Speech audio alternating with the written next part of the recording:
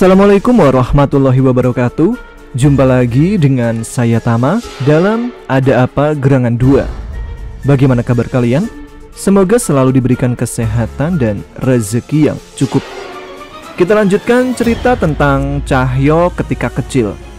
Jadi ini merupakan kilas balik perjalanan hidup Cahyo ketika belum menguasai ilmu-ilmu kesaktian dan belum mengenal akan Danan yang akan menjadi sahabatnya kelak nih.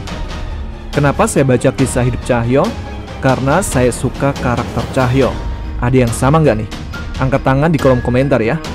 Oke, jika sebelumnya Cahyo masuk ke alam gaib dan melihat ritual Turonggo Mayit, kali ini dia akan lebih terlibat lagi dalam usaha Pak Le membebaskan Widi dari setan-setan yang mengikutinya. Seperti apa kelanjutan ceritanya? Teman-teman Ada Apa Gerangan? Ceritanya mulai dari sini.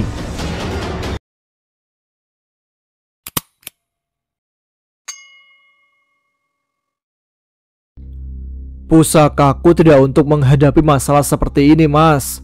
Sepertinya aku butuh bantuan Mas Bisma, ucap Pak Le dari dalam bilik wartel. Aku menunggu di luar bilik menanti sembari menguping tentang apa yang mereka bicarakan. Saya coba dulu, Mas. Kalau memang Mas Bisma sudah sempat, tolong kabari ya, ucap Pak Le menutup pembicaraannya. Pak Le keluar dengan wajah yang cemas. Sepertinya masalah yang akan kami hadapi bukan masalah biasa. Memang yang ngikutin Widi seserem apa sih Pak Le? Sampai Pak Le minta bantuan orang lain? Tanyaku sembari mengikuti Pak Le ke sepedanya. Untuk masalah ini kamu jangan banyak ikutan ya. Pak Le sendiri belum yakin bisa menghadapi mereka secara langsung, balas Pak Le. Aku mengangguk. Secara aku juga sebenarnya sangat malas berurusan dengan sosok-sosok seperti itu. Aku sudah bersiap. Begitu sudah ada tanda-tanda kemunculan sosok gaib, aku akan kabur sejauh mungkin. Kali ini Pak Le memang terlihat cemas. Bahkan saat kami makan pun Pak Le tidak terlalu banyak bicara dan lebih banyak melamun. Memangnya resiko terparahnya kalau Bapak gagal apa toh Pak? Bule penasaran dengan kecemasan Pak Le. Kita bisa nggak ketemu mereka lagi, balas Pak Le. Bule tertegun. Aku pun berhenti mengunyah mendengar jawaban Pak Le barusan. Sudah jelas maksudnya bahwa jika Pak Le gagal, Bu Sunar dan Widi tidak akan selamat. Setelah makan, aku menghabiskan waktuku di teras sembali memikirkan perkataan Pak Le tadi. Baru saja aku mengenal Widi, tapi kalau sampai kami gagal, apakah itu artinya aku tidak akan bisa bertemu dengannya lagi? Panjol, ngapain malam-malam nongkrong di luar? Janjian sama demit mana kamu? Seorang anak di desa yang seumuran denganku lewat di depan rumah dan menyapaku dengan ledekan. Sarmin namanya. Lah ini udah datang, jadi gak ada yang kutunggu lagi deh, balasku pada Sarmin.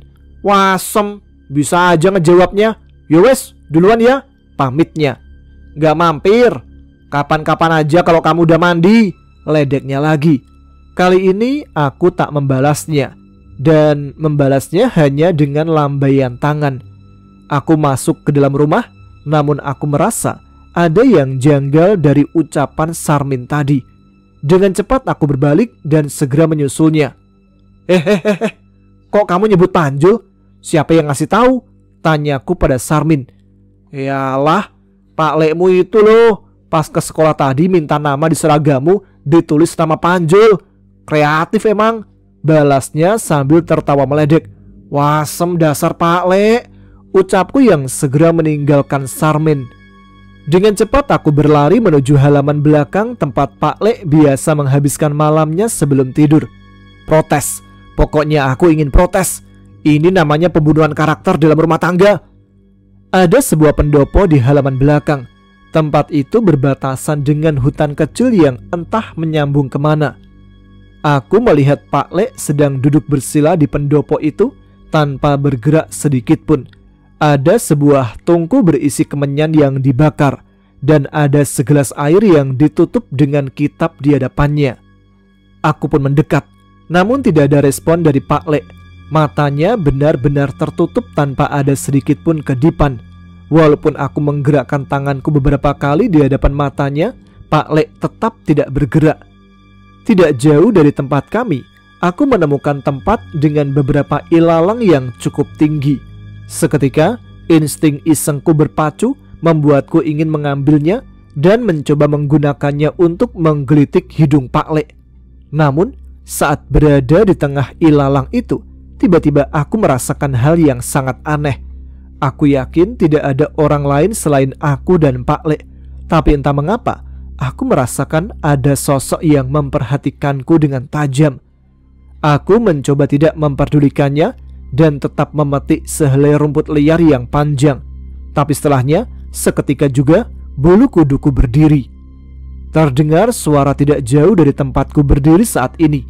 Suara itu seperti suara manusia atau hewan yang melintas di antara kumpulan ilalang ini. Aku merasa semakin takut dan ingin buru-buru segera kembali ke tempat Pak Lek. Tapi sesuatu menghadangku.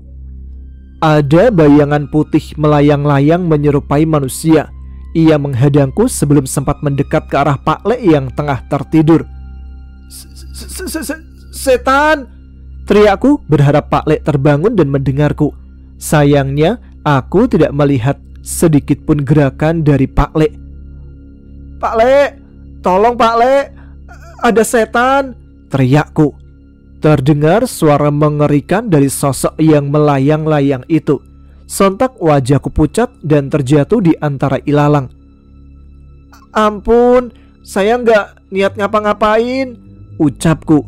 Namun sepertinya makhluk itu tidak begitu peduli dengan perkataanku. Tinggalkan kepalamu. Mendengar perkataan itu, aku semakin lemas. Sosok itu benar-benar mengincar kepalaku. Jangan, kepala saya cuma satu. Kalau kepala ayam masih tuh sisa satu di dapur, balasku spontan. Mendengar ucapanku, seketika sosok itu mendekat dan terlihat begitu besar tepat di depan mataku. Suara dan keberadaan sosok itu hampir saja membuatku pingsan. Sepertinya ucapanku barusan membuatnya marah. Ampun, jangan kepala saya. Yang lain saja, saya lakuin apapun, janji. Ucapku berusaha untuk mencari cara agar setan itu tidak menginginkan kepalaku lagi. Makhluk itu terdiam, wujudnya berubah-ubah. Entah karena memang sosok itu yang tidak punya wujud tetap, atau memang aku yang memang tidak punya bakat melihat sosok gaib.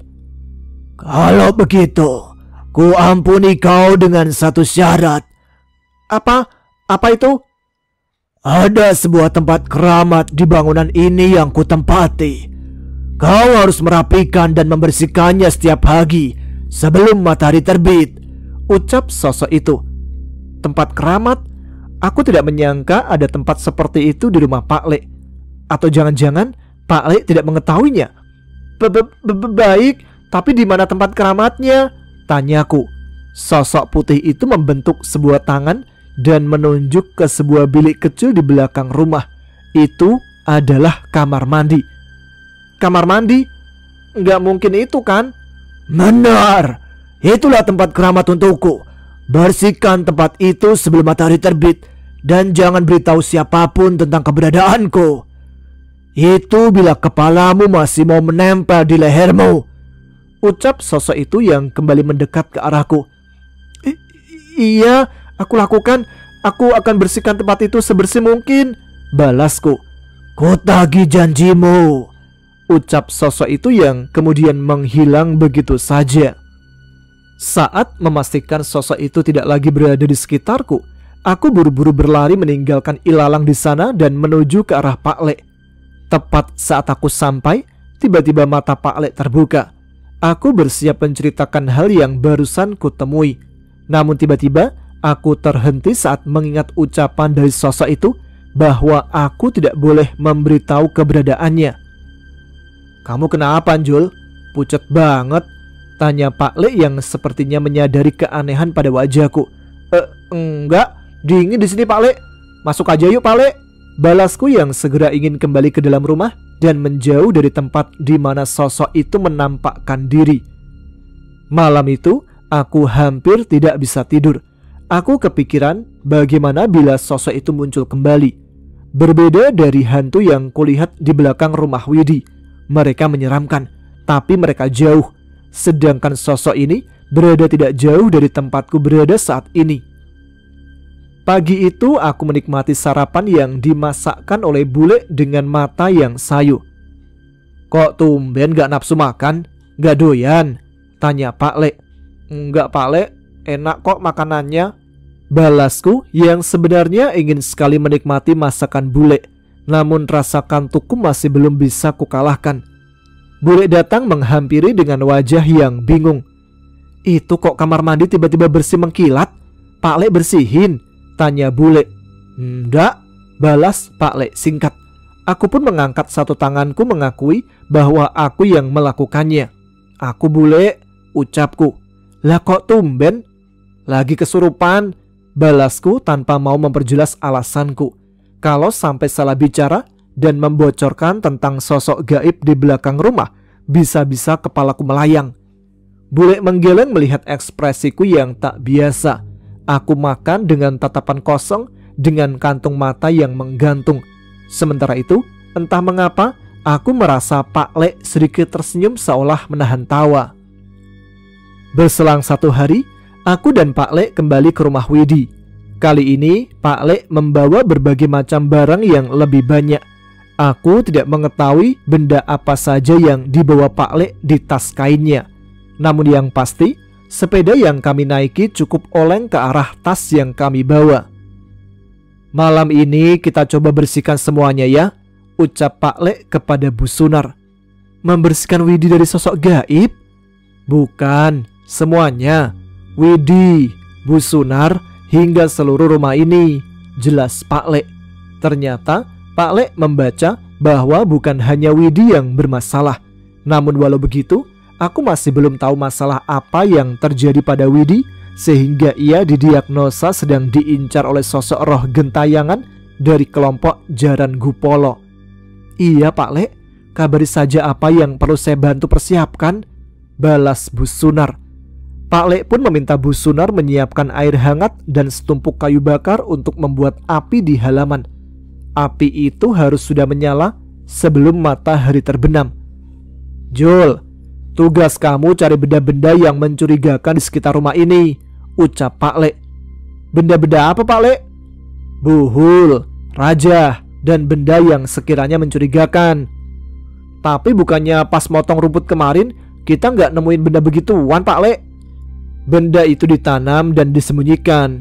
Nanti Pak Le akan tarik benda itu semua dan tugas kamu buat ngumpulin ya," jelas Pak Le. "Iya Pak Le." Aku pun menuruti perintah Pak Le dan bersiap mencari benda-benda yang diciri-cirikan oleh Pak Le. Satu persatu aku menyusuri sudut halaman dan memperhatikan satu persatu pohon yang tumbuh di halaman rumah. Namun, aku tidak melihat tanda-tanda keberadaan benda yang Pak Le maksud.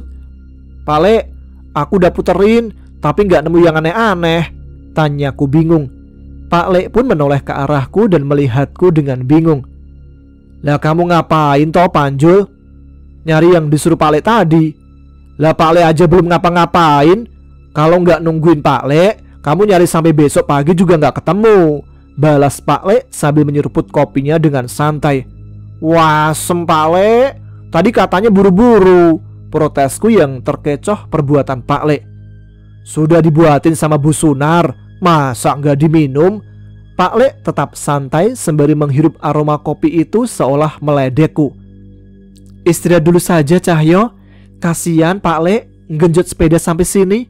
Itu udah ibu bikinkan es teh buat Cahyo sama Widi," ucap Bu Sunar. "Es teh? Iya Bu, istirahat dulu saja," ucapku yang segera menghampiri gelas es teh yang sudah tersaji di meja. "Ayo mulai." Tiba-tiba Pak Le berdiri dari kursinya saat aku baru saja meletakkan bibirku di mulut gelas. "Asem, dasar Pak Le, bapak tua nakal, gak bosan-bosannya ngerjain anak kecil," teriakku yang kesal dengan keisengan Pak Le. Aku pun meneguk es teh itu dan segera meninggalkan sisanya di meja. Bu Sunar dan Widi hanya tertawa menyaksikan kelakuan Pak Le. Maaf ya Bu Sunar, maklumin aja, pawangnya Pak Lek lagi nggak di sini, ucapku pada Bu Sunar. Seketika gulungan koran menghantam kepalaku yang dipukulkan oleh Pak Lek. Aku pun hanya bisa mengelus kepalaku sembari ikut berjalan keluar. Benar saja, setelah Pak Lek melakukan ritual di halaman dengan memercikan air yang telah ia doakan, tiba-tiba aku bisa menemukan benda-benda aneh yang tidak kutemukan sebelumnya. Ada sebuah kain kafan yang dibentuk seperti pocong dengan tanah berada di dalamnya. Ada gulungan kertas yang dilipat berbentuk segitiga dengan tulisan-tulisan aneh di baliknya. Ini Pak Lek? Benar, kumpulin di kaleng di dekat kayu bakar, perintah Pak Lek. Kami menyisir ke setiap halaman dan ke dalam rumah hingga menemukan belasan benda serupa di sekitar rumah.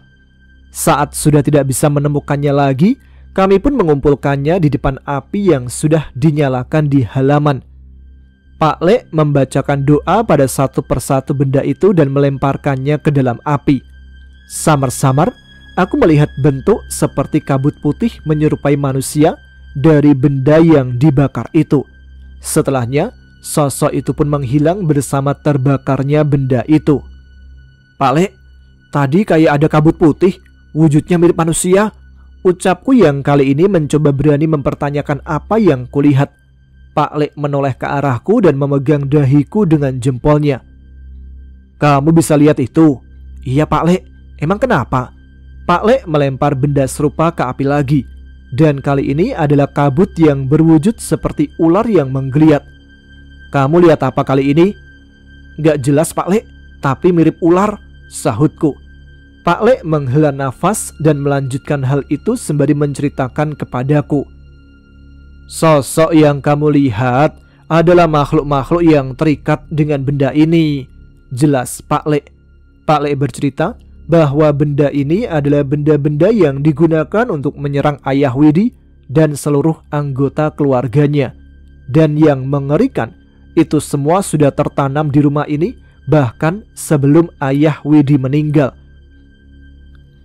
Persaingan di pekerjaan yang berhubungan dengan klinik memang sebegitu kejamnya, jelas Pak Lek. Berarti bukan ulah setan-setan dari kelompok Jaran Gupolo itu saja, tanyaku. Benar, yang ini baru ulah mereka. Pak Lek melemparkan beberapa bungkusan kain berwarna hitam ke api unggun, hingga beberapa sosok seperti meronta-ronta di dalam api. Sosoknya terlihat buas dan hampir tidak berbentuk manusia atau hewan. Itu apaan Pak Lek? Serem, ucapku yang merinding melihat bayangan yang muncul dari api. Kamu bisa melihat itu juga? Bisa? Emang aneh Pak Lek? Pak Lek menceritakan bahwa sosok yang terakhir itu adalah perwujudan sosok yang selama ini mengikuti dan mengganggu Widi. Aku mengangguk mencoba mengerti, walaupun sebenarnya aku belum tahu gangguan apa yang sebenarnya terjadi kepadanya. Terlepas dari sosok-sosok itu, sepertinya mata batin kamu mulai terusik, ucap Pak Lek. Maksud Pak Lek, yang Cahyo lihat itu semua setan? Tanyaku. Pak Lek gak mau jelasin dulu. Semakin banyak kamu berurusan dengan hal seperti itu, mata batin kamu akan mulai peka. Pak Lek akan jelasin kalau sudah memastikan iman dan ibadahmu cukup kuat, balas Pak Lek yang segera mengajakku masuk ke dalam rumah. Hari sudah malam. Matahari sudah tidak lagi menunjukkan sinarnya. Namun entah mengapa, lampu rumah masih belum menyala. Aku merasa ada yang aneh dengan semua ini. Tapi tidak dengan Pak Lek. Ia seolah sudah siap akan semua ini. Siapa kamu? Pak Lek berbicara dengan seseorang. Rupanya ada seseorang yang berdiri di remangnya ruang tengah. Aku hanya melihatnya sebagai bayangan yang disinari sedikit cahaya api di luar yang masuk melalui kaca jendela. Harusnya anak ini aku bunuh beberapa hari lagi, tapi kamu yang memaksaku menyelesaikan ini semua malam ini. Suara itu terdengar dari sosok itu. Samar-samar aku menyadari bahwa itu adalah sosok Widi.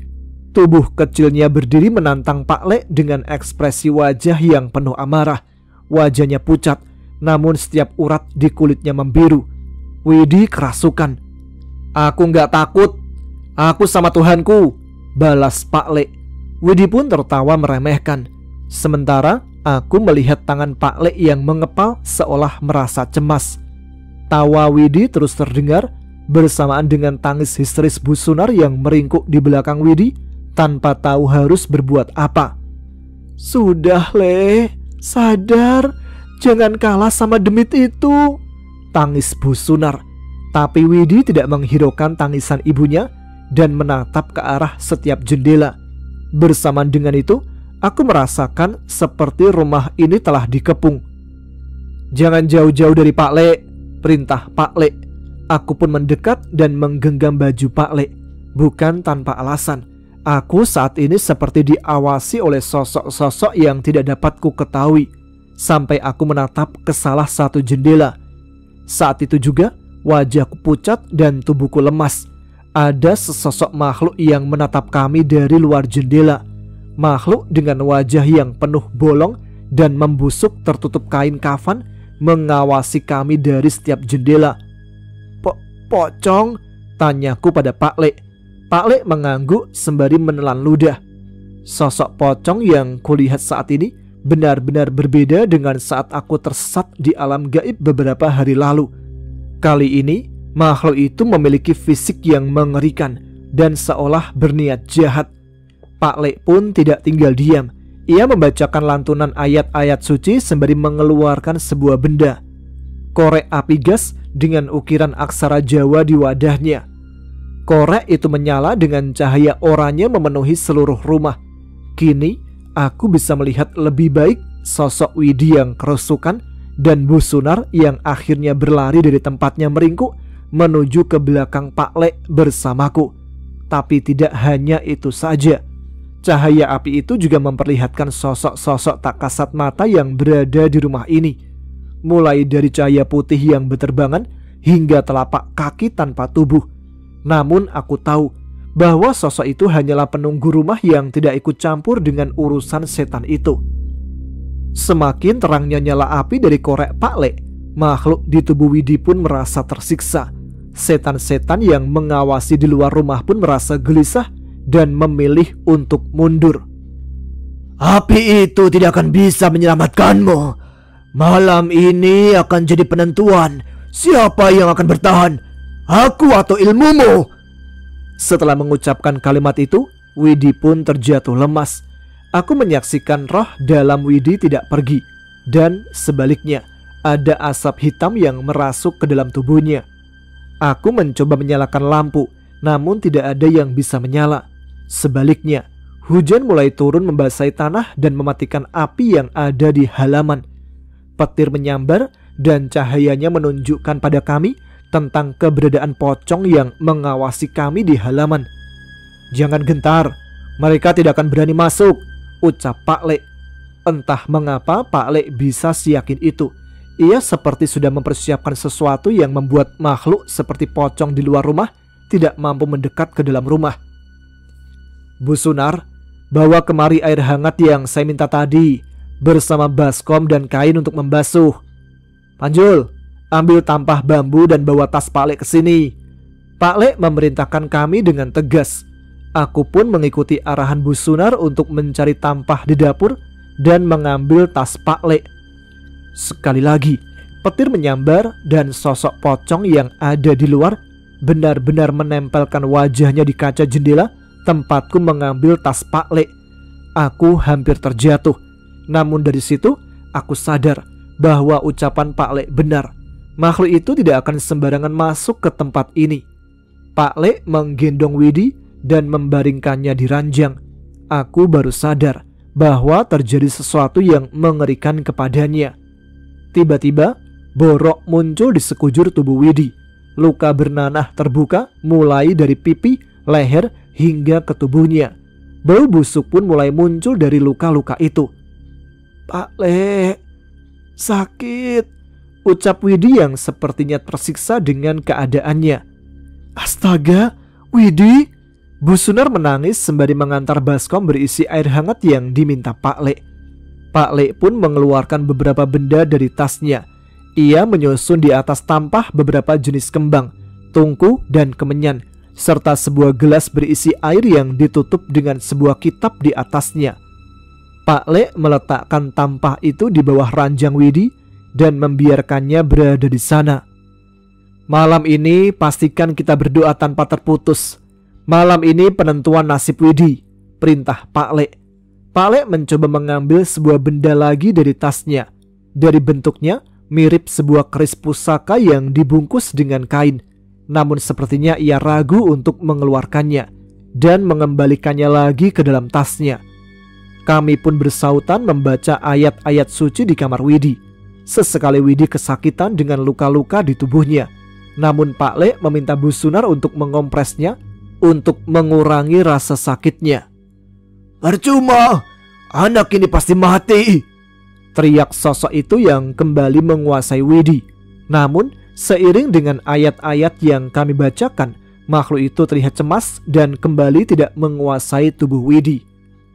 Menjelang tengah malam, Pak Le menyalakan koreknya sekali lagi dan memberi kami waktu untuk beristirahat. Ia mengatakan bahwa kami harus bersiap bahwa lewat tengah malam serangan yang datang akan lebih mengerikan. Sekarang aku yakin korek itu adalah benda pusaka yang bisa melindungi kami dari serangan gaib. Namun entah korek itu bisa menyala hingga berapa lama. Bu Sunar pun meminta izin pada Pak Le untuk membuat kopi untuk kami sebagai persiapan agar tetap terjaga hingga pagi tiba. Aku pun berinisiatif untuk menemaninya, sementara Pak Le akan terus berjaga di dalam kamar. Suara sendok yang beradu dengan gelas terdengar tak beraturan. Aku merasakan bahwa Bu Sunar masih gelisah menyaksikan apa yang terjadi pada anaknya itu. "Tenang Bu, Widi pasti selamat," ucapku mencoba menenangkan, sembari mengambil nampan dengan minuman dan teko yang telah siap. "Iyo Le, sebenarnya sekarang Ibu sudah ikhlas. Ibu serahkan Widi pada Yang Maha Kuasa. Apakah Widi akan selamat atau akan menghadapi Yang Maha Kuasa?" ucap Bu Sunar sembari menahan air matanya. Apa maksudnya ini? Mengapa tiba-tiba aku merasa Widi sedang di penghujung hayatnya? Bukankah kemarin-kemarin Widi masih baik-baik saja? Saat akan kembali masuk ke kamar, kami pun terhenti sesaat. Suara gemerincing kaca gelas terdengar dari tanganku yang bergetar saat melihat sosok pocong-pocong yang tadi di luar kini sudah semakin mendekat dan mengelilingi kamar.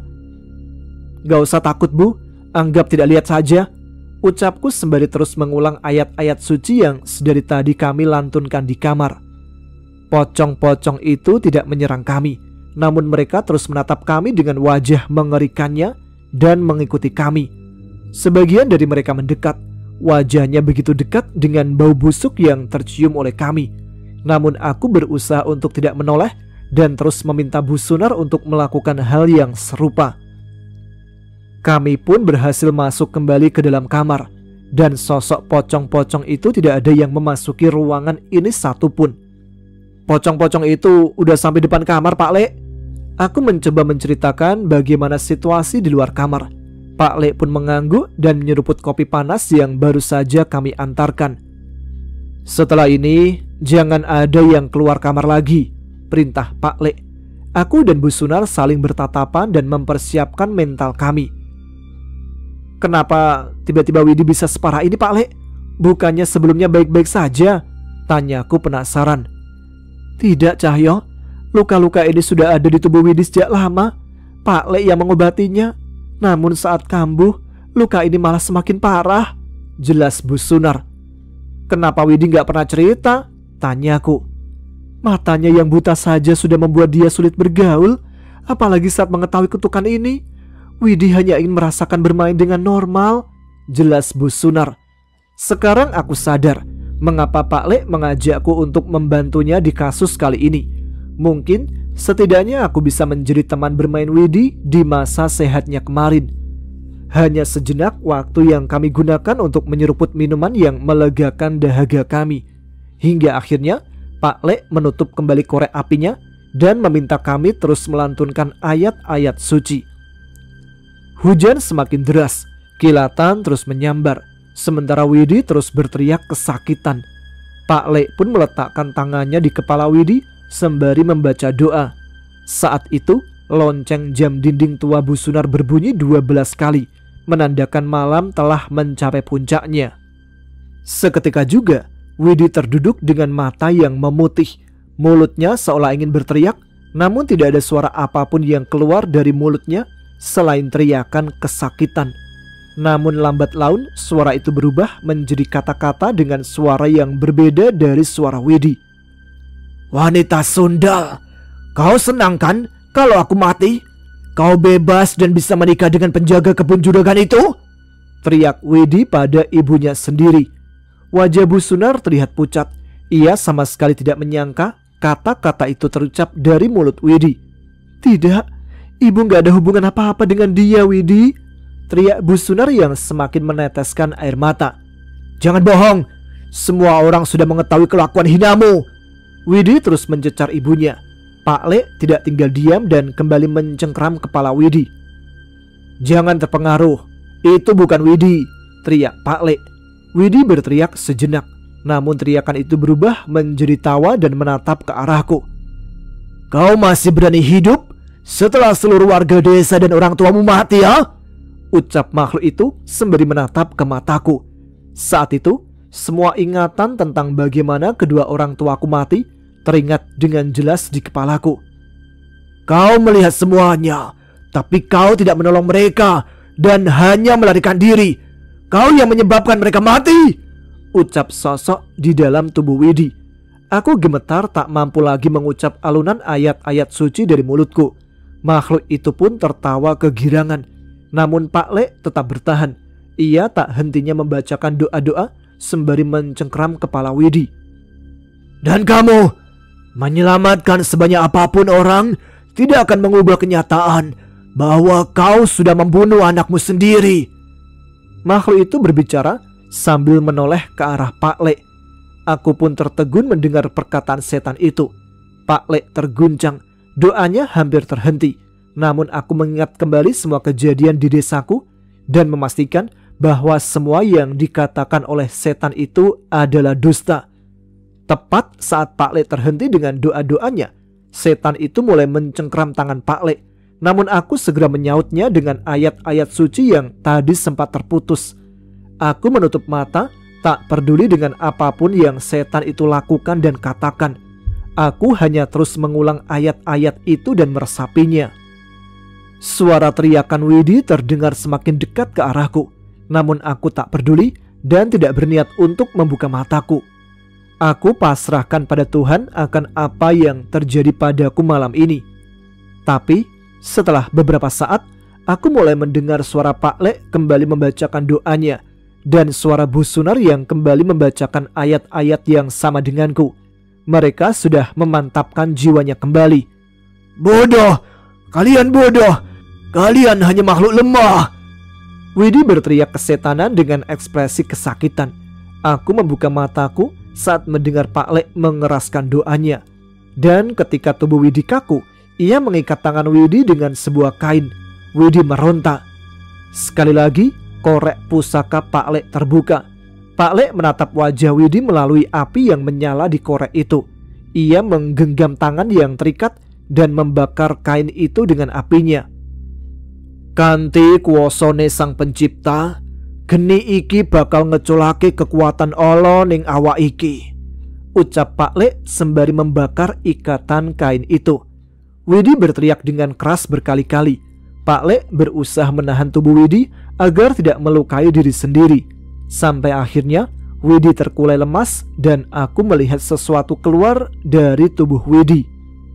Ada 3 sosok hitam membentuk tubuh manusia dengan pakaian seragam pemain kuda lumping. Tubuhnya menyatu dengan kuda lumping yang seharusnya di dalam kekuasaannya. Tidak hanya itu, leher mereka terikat oleh sosok hitam lainnya. Aku bisa memastikan sosok itu bukan berbentuk manusia maupun binatang. Makhluk itu masih terlihat tersiksa dengan semua doa-doa yang tak henti melantun dari tubuh kami. "Ku tinggalkan bocah itu, tapi tumbal yang lain tetap akan aku ambil." Sosok itu menghilang seketika dari pandangan kami. Bersamaan dengan hujan mulai berhenti dan keadaan mulai tenang. "Nak, bangun nak." Bu Sunar segera menghampiri tubuh Widi. Aku juga mendekat penasaran dengan keadaannya. Sayangnya tidak ada respon dari tubuh Widi. Lukanya penuh nanah dan darah segar mengalir dari beberapa lukanya. Tidak ada nafas yang terlihat dari gerakan tubuhnya. Bu Sunar menangis jadi-jadinya, sementara aku terpatung tidak tahu harus berbuat apa. Tapi Pak Lek datang dengan membawa air yang sebelumnya ia letakkan di bawah ranjang Widi. Ia memaksa meminumkan air itu melalui mulut Widi dan membiarkannya masuk ke tenggorokan. Ia mengulanginya beberapa kali hingga air itu benar-benar masuk ke dalam tubuhnya. Ibu, suara Widi terdengar lemah. Ia pun tersadar dan mencoba meraba mencari asal suara ibunya. Ibu di sini, Nak. Ibu di sini. Aku tersenyum melihat pemandangan itu. Tapi belum sempat mereka berpelukan, Pak Lek meminta Bu Sunar menjauh dari anaknya. Ia mengalirkan sisa air di gelas itu pada luka-luka Widi, dan ajaibnya, luka itu pun mengering seketika. Pak Lek, apa kita berhasil? Tanyaku. Seharusnya begitu, balas Pak Lek dengan wajahnya yang terlihat kelelahan. Luka-luka Widi memang tidak segera pulih sepenuhnya. Namun Pak Lek mengatakan bahwa luka itu akan pulih dalam beberapa hari seperti luka biasa dan tidak akan kambuh lagi. Saat keadaan mulai tenang, aku berinisiatif membuka kamar dan tidak lagi mendapati sosok pocong yang mengelilingi rumah ini. Lampu rumah pun mulai menyala dengan sendirinya. Saat inilah aku sadar bahwa keberadaan makhluk gaib yang mengerikan bahkan bisa mempengaruhi keadaan di sekitar kita. Kami pun terjaga hingga subuh sembari mencari beberapa benda gaib yang mungkin terlewat oleh kami. Namun sepertinya semua sudah bersih. Aku pun menanyakan pada Pak Lek perihal sosok yang merasuki tubuh Widi. Kelompok Jaran Gupolo, itu adalah mereka. Mereka diperbudak oleh setan yang mereka manfaatkan sebelumnya, jelas Pak Lek. Aku mulai menyadari rupanya yang kami hadapi bukan sekedar roh gentayangan atau roh pada umumnya. Sosok yang kami hadapi adalah setan atau mungkin siluman yang mampu memperbudak manusia yang semasa hidup bersekutu dengannya. Pak Lek, terus yang setan itu maksud tentang tumbal lainnya itu apa? Ngomong yang benar. Iya itulah pokoknya. Pak Lek menghela nafas. Itu juga yang harus Pak Lek cari tahu.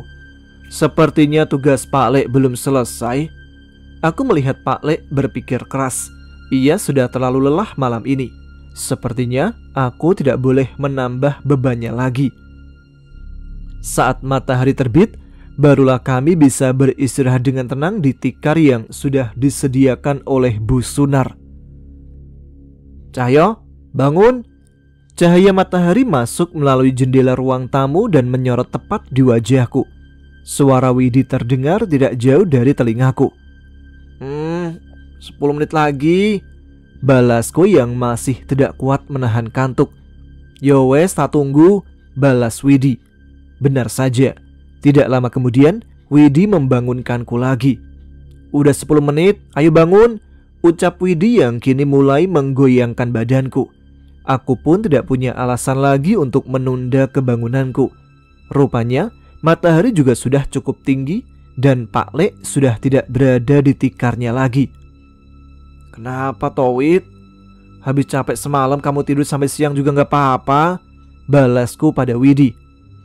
Tolong aku buat mastiin sesuatu, ucap Widi. Apa? Widi bercerita bahwa kemarin saat Pak Lek melakukan ritual penarikan untuk menemukan buhul atau raja, ia mendapat penglihatan bahwa ada beberapa benda yang ikut muncul di belakang rumah. Bantu aku mastiin ke sana ya, ajak Widi. Kebun Jati, Widi mengangguk. Aku cukup ragu, tapi hari masih siang sehingga tidak ada alasan untuk aku menolak permintaannya. Widi pun memintaku menuntun ke belakang rumah dan berjalan memasuki kebun jati. Ia memberi petunjuk mengenai sepasang jati yang berdekatan dan setelahnya ada tanah yang cukup lapang tanpa ditanam jati.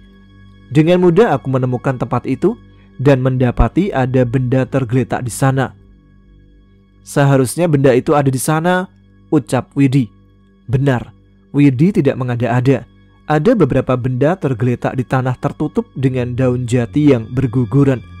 Aku dan Widi mendekatinya dan mencari tahu benda apa itu. Itu apa, Cahyo? Aku mengambil benda itu dan memastikannya. Kuda lumping, cemeti, dan selendang, balasku. Benda-benda itu muncul di tempat ini. Tidak hanya satu, tapi ada beberapa. Samar-samar aku mengingat bahwa benda itu adalah benda yang mirip dengan yang pernah kulihat di ritual Turonggo Mayit. Kita bawa masuk dulu ya, kita tanyakan ke Pak Le, ucapku. Widi mengangguk setuju. Aku pun segera menuntun Widi meninggalkan tempat itu menuju ke dalam rumah. Dalam langkahku aku terganggu. Aku menoleh ke belakang sejenak dan samar-samar melihat kabut putih yang memperhatikanku dari belakang. Namun penglihatanku itu menghilang begitu saja. Kami menunggu sesaat sampai Pak Le kembali dengan membawa nasi bungkus untuk makan kami berempat. Bu Sunar merasa tidak enak, tapi menurut Pak Le, kesembuhan Widi harus dirayakan. Kami pun menikmati makanan itu dengan begitu lahap. Awalnya Widi makan dengan berhati-hati, namun semakin lama ia meletakkan sendoknya dan memakan nasi itu dengan tangannya. Tenaganya sudah benar-benar pulih. Enak Le? Tanya Bu Sunar. Enak Bu, sudah lama gak makan seenak ini, ucap Widi yang sepertinya sudah cukup lama tidak bisa menikmati makanan dengan keadaannya. Aku dan Pak Le pun tersenyum melihat pemandangan itu. Setelah selesai makan, aku menceritakan tentang benda yang kami temukan di hutan jati pada Pak Le. Ia segera memeriksa benda itu dan tidak menemukan keanehan. Walaupun ini muncul dari alam yang pernah Cahyo datangi, tetap saja benda ini hanya benda biasa, ucap Pak Le. Gak ada yang aneh-aneh dari benda ini, Pak Le? Gak harus dibakar? Tanyaku. Gak usah, jawab Pak Le dengan mantap. Widi pun memutuskan untuk menyimpan benda itu. Entah mengapa, ia merasa benda itu mengingatkan dirinya akan keberadaan ayahnya dan Pak Le pun mengizinkan. Tanpa kami sadari, langit kembali menyambut petang. Aku dan Pak Le berniat untuk kembali pulang setelah mandi membersihkan diri. Namun, saat tengah bersiap, kami mendengar suara yang cukup aneh. Suara itu berasal dari arah tengah desa. Ada hajatan? Tanya Widi dengan wajah bingung. Dak tahu, coba ibu cari tahu, balas Bu Sunar yang segera keluar dan mengenakan sandalnya. Aku pun mendengar suara itu. Itu seperti suara trompet dan musik jatilan yang menggema dari desa. Cukup lama berselang, Bu Sunar tidak segera kembali. Aku, Pak Le, dan Widi memutuskan untuk menyusul keluar melihat keadaan di luar. Dan yang kami dapati, Bu Sunar terpaku menatap kondisi desa. Saat ini, desa Jumon sedang tertutup kabut tebal. Padahal maghrib baru saja berlalu dan petang belum sepenuhnya tiba. Belum pernah ada kabut seperti ini di desa ini, ucap Bu Sunar. Pak Le mendekat ke arah kabut itu dan segera melompat kembali ke belakang arah kami.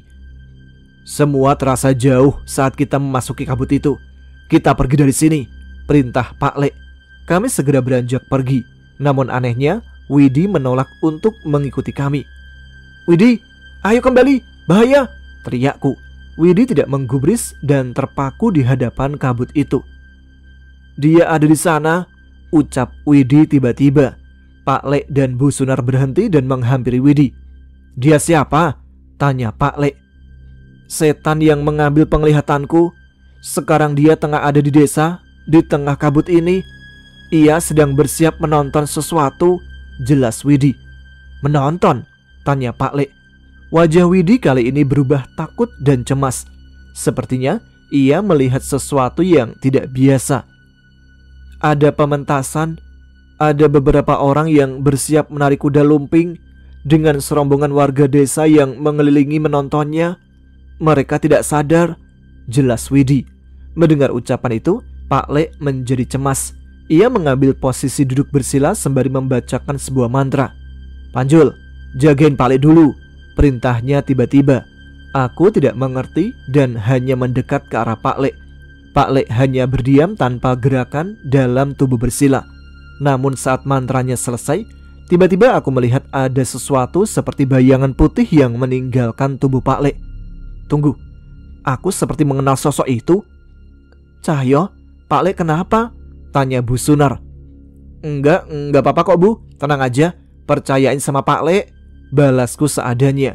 Masalahnya, aku sendiri tidak mengetahui apa yang tengah Pak Lek lakukan. Tapi setelah beberapa saat, tiba-tiba aku melihat bayangan putih itu kembali merasuk dalam tubuh Pak Lek. Ia pun segera berdiri dengan wajah cemas.